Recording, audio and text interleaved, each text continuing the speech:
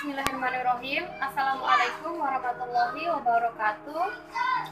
Nama saya Irma Wulandari dengan NIM 1905021135.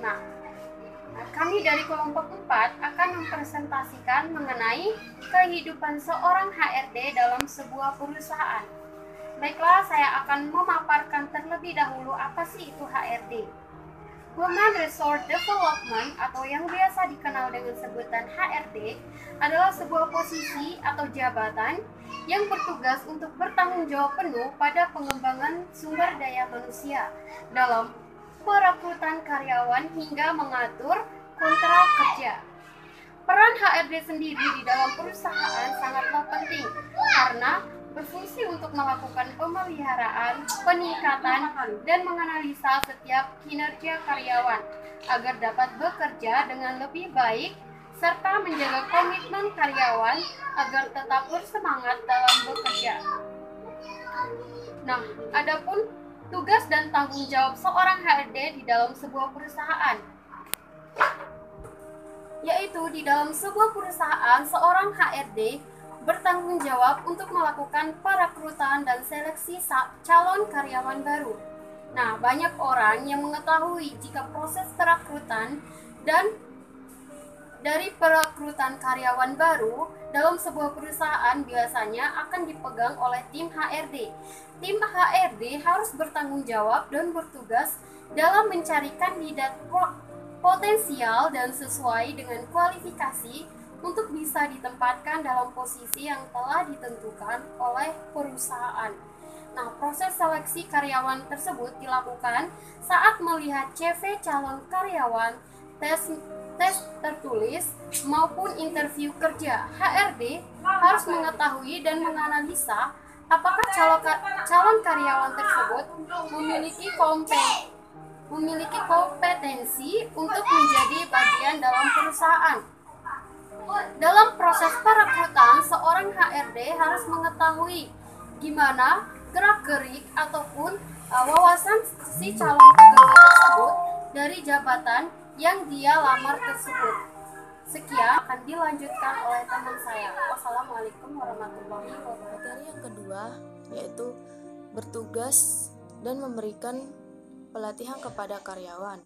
Produktivitas karyawan merupakan keuntungan bagi perusahaan untuk dapat berjalan lebih maju lagi. Produktivitas yang baik tentunya akan membuat perusahaan mengalami peningkatan dengan lebih cepat.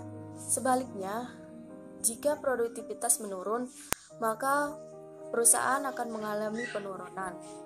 Untuk mengatasi masalah tersebut, biasanya dari perusahaan akan menyerahkan permasalahan ini kepada bagian HRD. HRD harus mampu memberikan pelatihan mengenai pekerjaan yang seharusnya dilakukan, menjalankan fungsi visi dan misi agar karyawan dapat mengerti dan dapat mengimplementasikan visi dan misi yang telah dicontoh, dan hal lainnya yang berkaitan dengan mutu. Tugas dan tanggung jawab HRD selanjutnya yang ketiga yaitu menjaga hubungan antar karyawan. Menjaga hubungan antar karyawan sangatlah penting di dalam perusahaan. Oleh sebab itu, seorang HRD harus mampu merangkul karyawan-karyawan yang bekerja di dalam perusahaan itu. Hal ini bertujuan agar karyawan-karyawan yang bekerja di dalam perusahaan itu melakukan pekerjaannya dengan cara yang nyaman dan memberikan hasil yang terbaik. Hubungan antar karyawan yang terjalin dengan baik akan menciptakan kolaborasi yang bermanfaat dan menguntungkan bagi perusahaan. Tim HRD harus mampu menciptakan suasana kerja yang kondusif dan nyaman bagi karyawan untuk bekerja, mengurangi pergesekan yang terjadi baik antar karyawan maupun karyawan antar atasan. Mungkin itu saja yang saya sampaikan, dilanjutkan oleh teman-teman. Sekian dan terima kasih. Assalamualaikum warahmatullahi wabarakatuh. Baiklah, selanjutnya mengevaluasi tingkat kehadiran karyawan. Salah satu fungsi HRD adalah bertanggung jawab terhadap kehadiran karyawan. HRD harus mampu melakukan pendisiplinan terhadap karyawan yang menyebarkan efek negatif dalam perusahaan. Salah satu efek negatif yang tidak boleh tersebar adalah persoalan kedisiplinan karyawan. Karyawan yang tidak disiplin cenderung lebih sering tidak hadir dalam perusahaan. Oleh karena itu, HRD ditugaskan untuk mengevaluasi tingginya tingkat absensi karyawan. HRD ditugaskan untuk mengevaluasi tingkat ketidakhadiran karyawan, mencatat karyawan mana saja yang sering melakukan izin sakit, telat, dan absen tanpa melakukan izin.